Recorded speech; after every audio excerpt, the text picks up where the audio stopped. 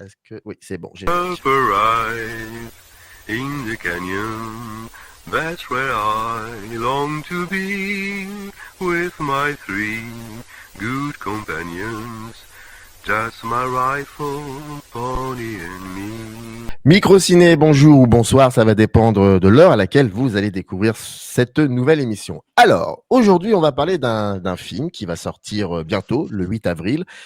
Le film s'appelle L'œuvre invisible. Il est réalisé par deux personnes, Vladimir Rodionov et Avril Tambouré. J'espère que je n'ai pas écorché vos noms de famille. Je déteste ça. Et en tout cas, ils sont là pour parler de ce film. Et c'est un film assez singulier, entre enquête, mémoire, cinéma. C'est un film qui nous entraîne sur les traces d'un cinéaste méconnu qui s'appelait Alexandre Tranois. Tranois Tranoy. Et c'est un cinéaste dont les traces de ce cinéaste, finalement, on ne sait pas. Il ne reste presque rien pour le coup. Il y a des souvenirs, des récits, et puis surtout beaucoup de zones d'ombre. Et c'est un film qui plutôt interroge autant ce qu'on voit que ce qu'on imagine. Et c'est un film qui brouille doucement les frontières entre réel et récit. Et nous allons en parler tout de suite. Mais avant cela, je remercie bien évidemment Gilles Lyon-Camp pour l'aide apportée à la conception de cette émission. Avant qu'on commence à parler de l'œuvre invisible, comment allez-vous, messieurs? Ma foi, assez bien. C'est une période très jouissive parce que c'est un film qu'on a porté pendant plus de 15 ans. C'est assez naturel de prendre du temps pour faire un film, mais 15 ans, c'est très long. Et aujourd'hui, le film arrive dans sa propre réalité. Il va sortir en salle. On le montre, on rencontre des gens qui l'aiment souvent. C'est un moment extrêmement exaltant, très jouissif. Donc ça va, on ne peut mieux.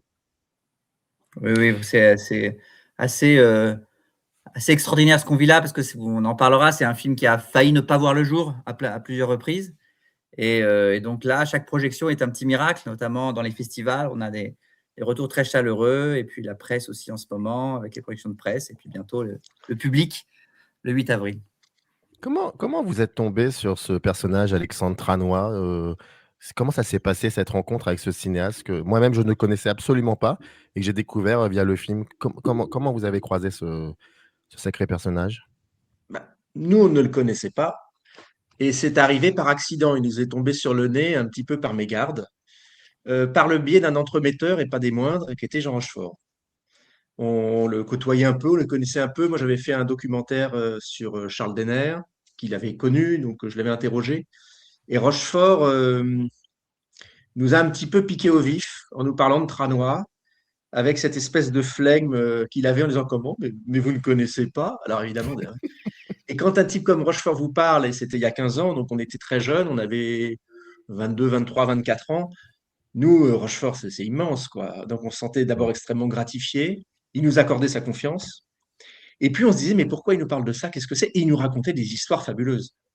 Des histoires de tournage, évidemment, qui échouent, puisque Tranois a passé toute sa carrière à faire des films qui n'ont jamais réussi à se terminer. Donc c'est une vie et une filmographie de catastrophes. Et Rochefort aimait bien mettre l'accent là-dessus, parler des catastrophes de son ami Tranois, des films inachevés.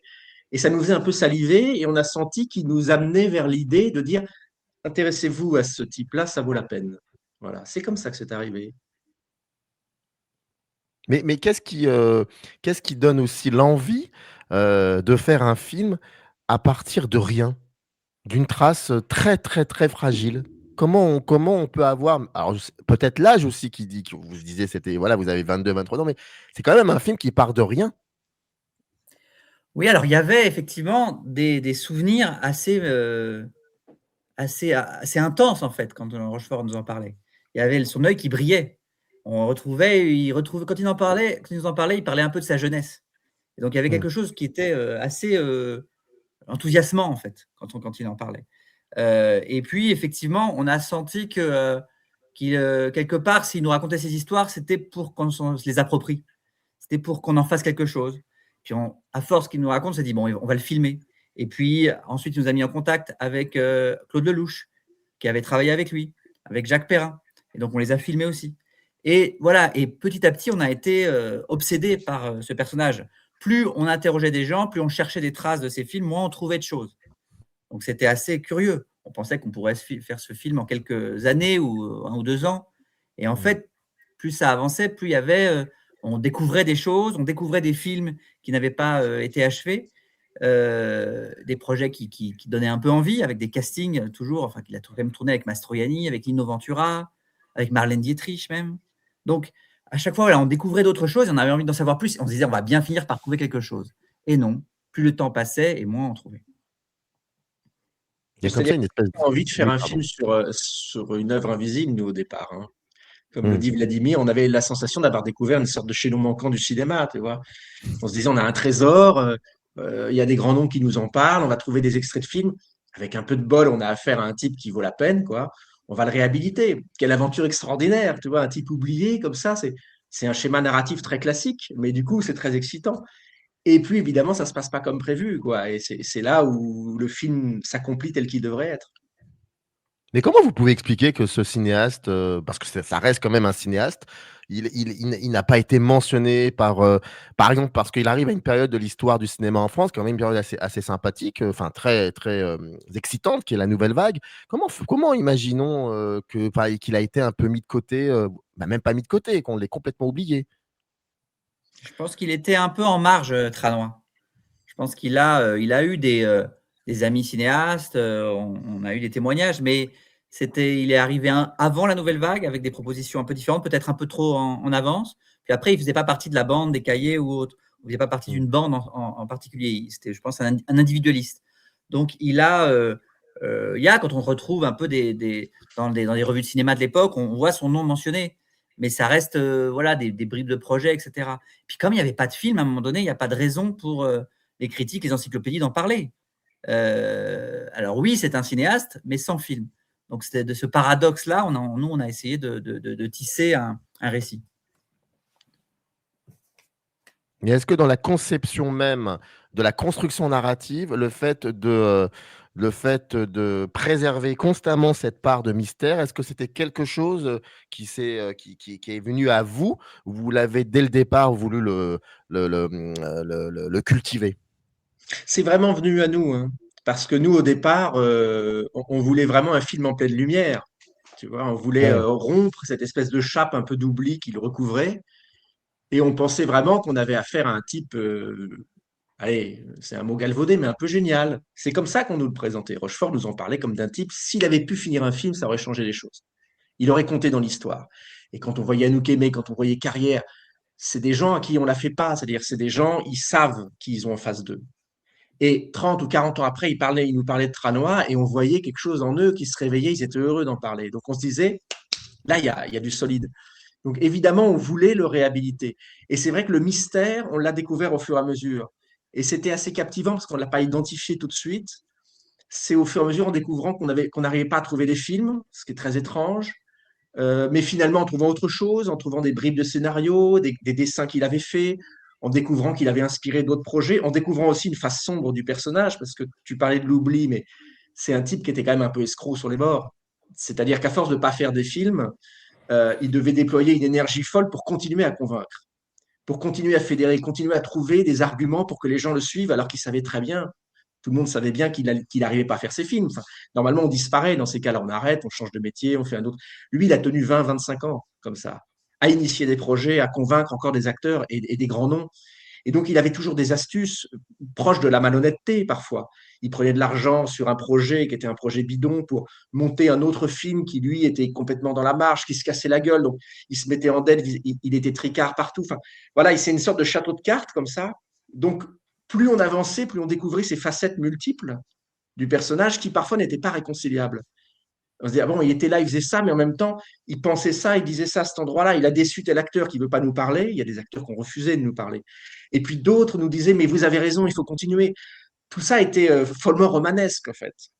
Donc on a décidé d'épouser ce mystère en le préservant. C'est-à-dire finalement, la vérité de cet homme, elle est ni dans la réalité prosaïque de ses échecs, ni dans si on trouve une bobine, on va regarder, on va voir ce qu'il vaut.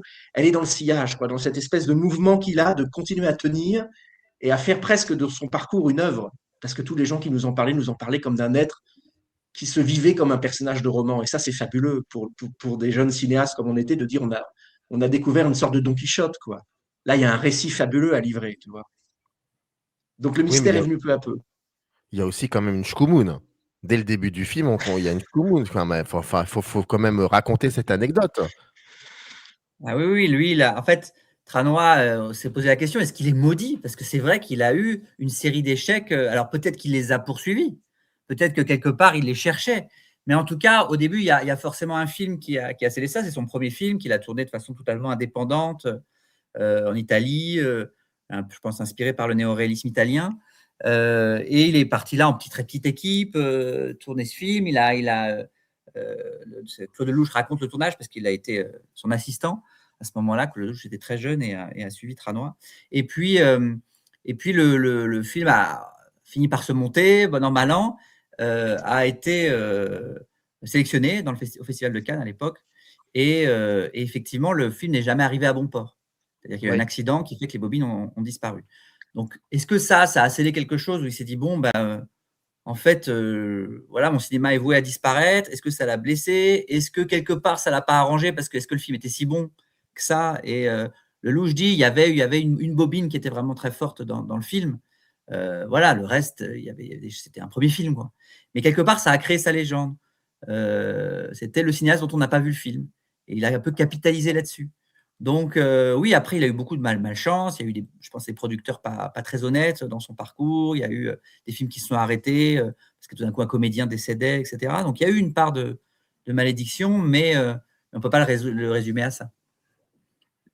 Mais alors, les films, il y a quelque chose de très très fort dans les titres des films que vous évoquez dans votre film, L'œuvre invisible. Et moi, j'ai parfois l'impression de les voir sans les avoir vus. Et je me posais cette question, est-ce que vous jouez volontairement avec l'imaginaire du spectateur, en l'occurrence avec le mien?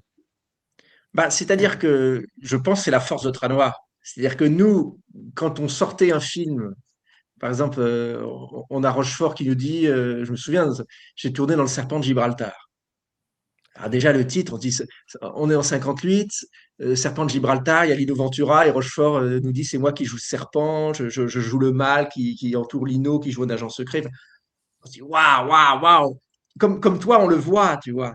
Et ça, tout d'un coup, ça crée une espèce de force. Je pense que ça tient à son charme, au charme de Tranois. C'est-à-dire qu'il arrive avec un seul titre à provoquer de l'excitation chez nous, des gens qui ne l'avons jamais rencontré. Imaginons ce que c'est à l'époque quand il rencontre un acteur. Comment lui devait se comporter, cette faculté de conviction qu'il a, de dire j'ai un titre, j'ai un pitch, on y va. Et il arrivait à les convaincre. Et donc, du coup, nous, en travaillant par touche, comme ça, avec ces bribes de titres, par exemple, qui à chaque fois nous excitaient follement. Enfin, moi, c'est des titres, je pense qu'avec Vlad, on adorerait les prendre pour faire des films avec ces titres-là. Tu vois, Mm. presque. Parce que c'est savoureux, quoi. On a l'impression de l'avoir déjà vu, et en même temps, le film, il n'existe pas, mais ça ressemble à d'autres films. Et puis, en plus, on sait que Tranois, il était connu aussi pour prendre un peu des projets des autres, des scénarios des autres, pour essayer de monter les siens, tu vois. Donc, il y a un mélange comme ça, très fantasmagorique, qui fait que, oui, c'est un type qui travaille par le vide, quoi. Par exemple, il y a une anecdote qu'on n'a pas mis dans le film, mais dans la période un peu tardive de sa carrière où ça commençait vraiment à être dur pour lui d'acquérir la confiance des financiers, il avait des astuces. Donc, par exemple, il avait fait réaliser une affiche de film avec des noms en couleur et tout, par un illustrateur, un affichiste connu, et il avait acheté un encart publicitaire dans une revue corporatiste. Et l'affiche est publiée en grande page et il y a marqué prochainement en tournage. Un film d'Alexandre Trama, il y a des noms d'acteurs célèbres, Anouk Aimée. Et donc, du coup, il arrivait au rendez-vous avec des producteurs avec un autre scénario, mais il avait ça sous le bras. Il montrait, regardez. Les mecs disaient, waouh, d'accord, ok, incroyable ce casting. Et comme on ne prête qu'aux riches, les types croyaient que le film allait sortir dans 6 mois et disaient, ah ben on va produire ton prochain film, formidable, t'as enfin réussi, bravo, quelle affiche monumentale. Et ça lui coûtait rien. Ça lui coûtait le coût de l'encart publicitaire. Tu vois, ça, c'est magnifique. C'est presque des scènes de film, quoi. Donc, nous, on les a rêvées, ces scènes aussi, en disant, quel personnage, quoi, quelle audace. Et en même temps, c'est terrible parce il se noie à chaque fois. C'est une spirale sans fin, quoi. Il y a un moment, eh ben, on le voit. Mais on le voit dans un film. Ça, c'est génial.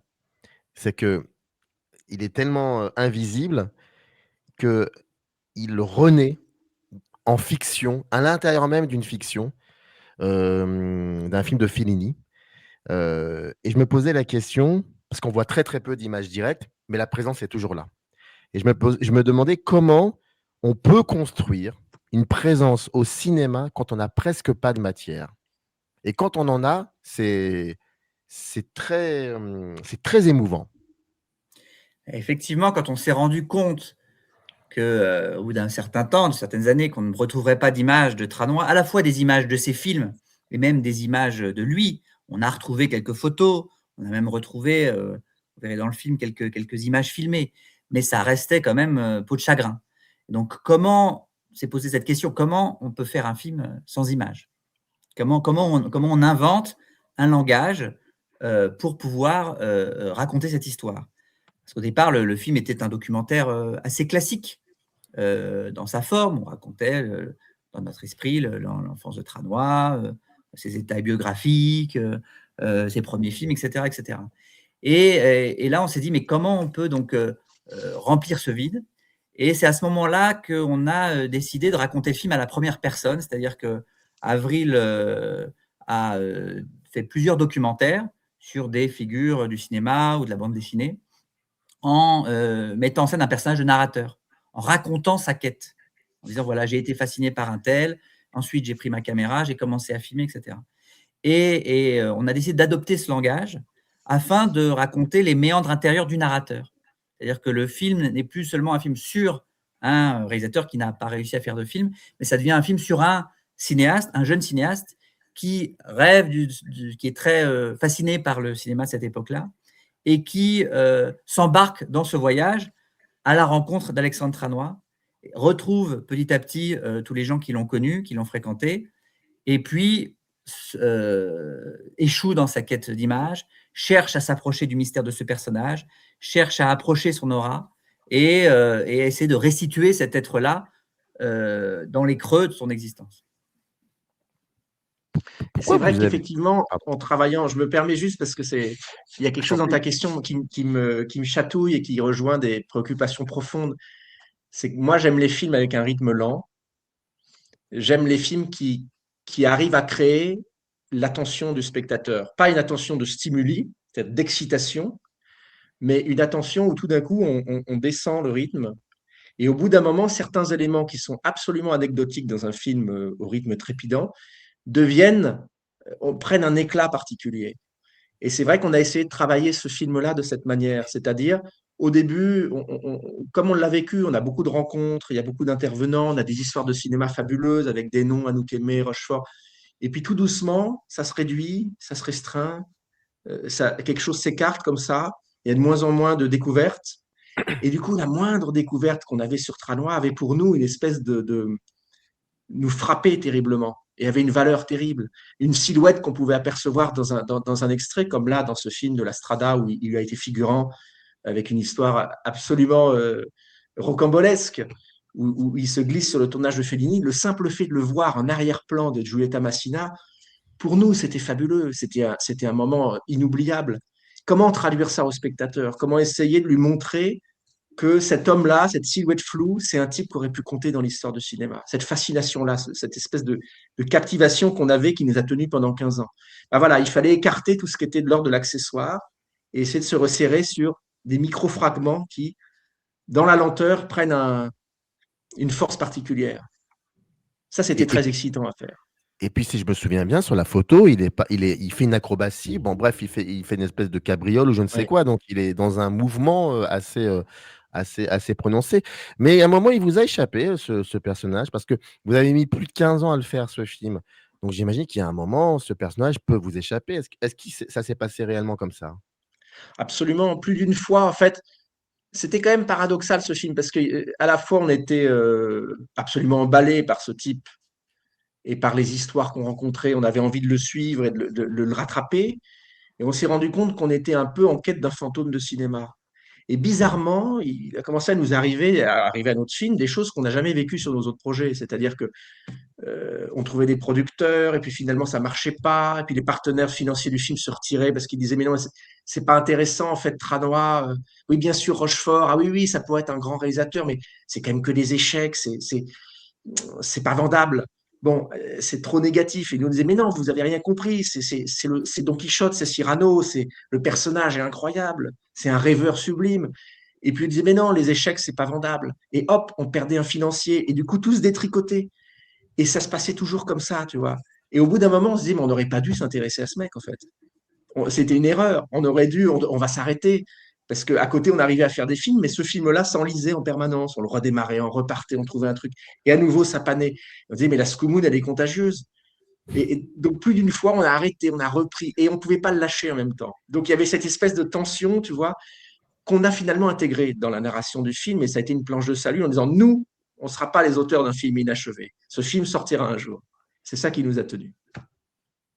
Alors, ce qui est un peu triste dans cette histoire, c'est que Jean Rochefort, le premier qui nous a fait confiance, pour lui, malheureusement, il ne pourra pas voir le film inachevé. On en parle un peu dans le film aussi.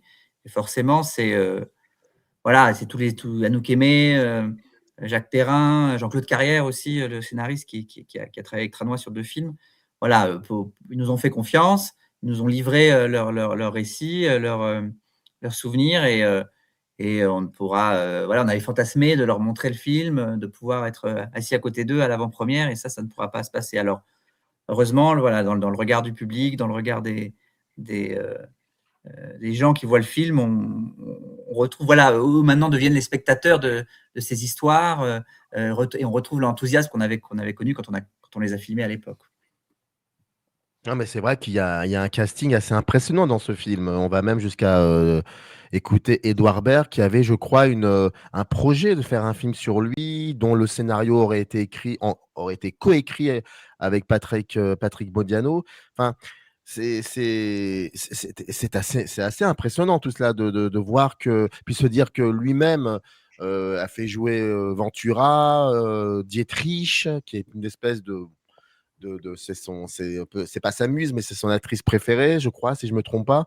Il y a peu de tout ça. Enfin, c'est très surprenant, cette résonance avec aujourd'hui, parce que je me dis que vous êtes cinéastes tous les deux, ce qu'il représente ou ce qu'il a représenté, c'est quelque chose qui peut résonner en vous aujourd'hui, dans votre rapport au cinéma, dans la mise en scène. C'est quoi une image? Qu'est-ce qu'on peut faire dire d'une image? Comment on peut raconter une histoire? Il y a quelque chose de très très fort. C'est un film sur le cinéma, mais vraiment frontalement. Oui, c'est un film sur le désir de cinéma, je pense. C'est-à-dire, oui, merci. Oui. C'est un film sur le désir de cinéma, sur la force de ces rêves de cinéma qui nous portent. Tout cinéaste a des projets qui n'aboutissent pas dans la vie. C'est normal. On a montré le film à Patrice Lecomte, parce qu'on était curieux de sa réaction, comme il a bien connu Jean Rochefort. Et il nous avait dit, voilà, moi j'ai fait 30 films, il y en a aussi 30 que je n'ai pas fait, que je n'ai pas réussi à finir. Donc voilà, donc ça fait partie du parcours d'un cinéaste que d'échouer. Donc oui, forcément, ça nous questionne, mais les films les plus beaux sont parfois ceux qu'on ne peut pas voir, en fait. Et je pense que s'il laisse encore une trace aujourd'hui, c'est parce qu'on n'a pas pu voir ses films quelque part.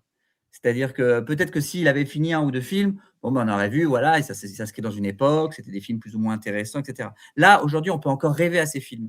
Édouard Baird, je pense, et Modiano, quand ils ont travaillé sur le personnage, ils rêvaient à ce qu'aurait pu être un film de Tranois. Et le fait de ne pas pouvoir même s'en approcher, ça crée un vertige, en fait.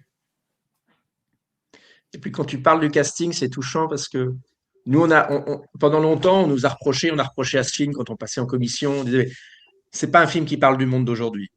C'est pas un film qui est contemporain. Voilà. Alors effectivement, nous, on cherchait une forme d'atemporalité ou en tous les cas de temps à rebours. C'est-à-dire que le grand vertige qu'on a eu avec ce film, c'est que finalement, Tranois, il nous offrait l'immense bonheur de pouvoir appeler tous ces gens de cinéma qu'on admirait, avec lesquels on était quasiment certain de jamais pouvoir tourner, puisqu'ils étaient à la fin de leur carrière, nous on était très jeunes, il y avait peu de chances qu'on arrive à faire un film avec eux. Et soudain, on se retrouvait avec Jean Rochefort, avec Anouk Aimée, on tournait avec eux, avec Carrière, et on était d'égal à égal. En tous les cas, eux nous considéraient d'égal à égal, ce qui était une chance inouïe. Et on avait l'impression, en fait, tout d'un coup, de cheminer ensemble grâce à Tranois. Tu vois ce que je veux dire? Et puis, hélas, ils sont partis et finalement, notre film porte ça aussi et ça le rend à la fois mélancolique et pour nous, il y a une forme de douceur. C'est qu'on a aussi filmé sans s'en rendre compte un cinéma en train de disparaître. un monde de cinéma qui était en train de disparaître et qui aujourd'hui est quasiment disparu à travers Tranois, mais à travers aussi Carrière, Anouk Aimée. C'est le dernier film de Jean Rochefort, c'est l'un des derniers d'Anouk Aimée. Et ça, c'est terriblement touchant et ça nous chargeait aussi d'un sentiment d'un privilège, mais aussi d'une responsabilité en disant on ne peut pas abandonner, on ne peut pas laisser ces images dans un tiroir. On doit absolument faire en sorte qu'un jour ça se termine et que ça puisse être présenté aux spectateurs parce qu'ils nous ont fait confiance, tous ces acteurs, en nous livrant leurs témoignages, en disant ouais, on y croit, vous allez pouvoir finir un film sur Tranois. Et après ce film, est-ce que votre regard sur le cinéma a changé? C'est-à-dire, est-ce que vous vous intéressez, pardon, davantage à ce qui n'existe pas, à ce qui aurait pu exister? Alors moi, c'est l'inverse, c'est-à-dire que je me suis toujours intéressé à ce qui n'existe pas. Mais vraiment, c'est une obsession, c'est au cœur de mon rapport au monde. Je regarde la réalité en me disant qu'est-ce qu'il y avait avant. J'ai une conception du temps absolument verticale et pas du tout horizontale. Le présent ne recouvre pas le passé. Bon, en tous les cas, il le recouvre physiquement. Mais en réalité, pour moi, le passé est partout et les résonances sont partout. Donc, quand je vois un bâtiment construit il y a une trentaine d'années, au moment de ma Mmh. naissance, à peu près 40 ans, je me dis qu'est-ce qu'il y avait avant? Et je suis fasciné par. Il y a une séquence dans le film où on cherche, par exemple, à retrouver le cinéma où Tranois a grandi, parce que son oncle avait un cinéma, rue Ménilmontant, qui s'appelait le Palladium. Et donc, il en parlait souvent et il donnait cette adresse, rue Ménilmontant, comme le lieu de sa résidence, ce qui était très beau et très poétique. Donc, on était absolument, nous, on voulait retrouver le Palladium, le filmer, on se disait, on va rentrer dedans, on va se mettre dans les sièges où Tranois a vu son premier film avec Marlène. On arrive devant le Palladium. Bon, en fait, il a été détruit comme la majorité des cinémas de quartier de cette époque. Et à la place, il y a une espèce de bâtiment hideux, abject, et un monsieur bricolage. Et filmer cet endroit, ça a été une manière de dire, regardez, qu'est-ce qu'il y avait avant, qu'est-ce qu'il y avait derrière. Et pour moi, c'est ça le cinéma, c'est-à-dire comment filmer l'invisible, comment filmer les couches du temps et essayer comme ça de les décoller et de ventiler le temps, tu vois. Donc au Mmh. contraire, moi, ça m'a ancré là-dedans presque jusqu'à une forme d'overdose. Oui, oui, moi, j'ai appris aussi je viens plutôt de la fiction et avec Avril, on a travaillé beaucoup en fiction, l'écriture de scénario, etc., plus classique. Et moi, j'ai appris à travers ce film qu'un film ne pouvait ne jamais être fini, quoi. C'est-à-dire la pratique documentaire, notamment celle du journal filmé, c'est quelque chose que je ne connaissais pas, et qu'Avril avait déjà exploré dans ses films et qu'on a continué à explorer dans Le Vrai Visible. Et c'est vrai que c'est un peu vertigineux parce qu'on peut toujours inventer une séquence. Tout d'un coup, s'il y a un événement qui se passe, ben, on peut prendre notre caméra et filmer. On n'a pas besoin de passer par le scénario. Voilà, c'est la pratique documentaire qui fait ça, mais aussi la pratique au long cours et le fait de travailler en indépendant. C'est un film qu'on a fait vraiment. D'un moment, on était sans soutien, on n'était que tous les deux. Et puis, quand on était disponible, ben, on continuait à avancer. On cherchait des traces de Tranois, on cherchait à créer des séquences, à rêver ses films, etc. Et donc, oui, là, ça par moment, moi, j'étais un peu dépassé en me disant, mais on ne pourra jamais mettre le mot fin, en fait. On pourrait passer notre vie à faire ça. Donc, il Mmh. a fallu aussi se bousculer par moment. C'est-à-dire, voilà, à un moment donné, il faut trouver une façon de finir cette aventure. Même si, quelque part, je pense qu'elle ne sera jamais complètement finie dans nos têtes. Quand on a vécu 15 ans avec Tranois, on n'est pas à l'abri que là, le film sorte et qu'il y ait des gens qui nous disent « Ah bah tiens, moi j'ai un souvenir sur Tranois, peut-être que j'ai une piste pour retrouver des images. » Voilà, donc à la fois, ça nous excite et puis ça nous effraie un peu parce que peut-être qu'effectivement, l'aventure n'est pas complètement finie. Mais oui, oui, moi, ça a été un vrai apprentissage, une forme de lâcher prise aussi, de laisser un peu le temps. Voilà, quand on est un réalisateur, on a envie de contrôler. Sur un plateau, on a envie de contrôler les choses. Voilà, et là, fallait laisser venir. Fallait laisser venir les séquences à nous, les images à nous, prendre une image qui ne voulait pas forcément dire ce qu'elle voulait dire à la base dans notre tête, et puis hop, elle trouve un autre sens au fur et à mesure du montage. Le montage a pris des années, donc il faut bien imaginer qu'on est passé par des moments d'euphorie et des moments d'abattement. Mais bon, voilà, maintenant le film est là et on peut le partager, ça c'est inouï. L'œuvre Invisible, réalisée par Avril Tambouret et Vladimir Rodionov, j'ai même envie de dire peut-être co-réalisée avec Alexandre Tranois, peut-être, si je peux me permettre cela. Le film sort le 8 avril, allez le voir. J'ai une dernière question à vous poser, messieurs. Vous nous avez dit au début de cette émission que le film a été montré dans des avant-premières, etc., tout ça. Juste par curiosité, les retours du public ou de la critique même. Je pense qu'il y a des critiques de cinéma qui ont dû voir le film, certainement. Quels sont leurs retours? Bon, ça va au-delà de nos espérances, hein. Je ne sais pas, Avril, ce que tu en penses, mais là, notamment les retours critiques là, qu'on commence à avoir depuis les débuts des projections presse sont.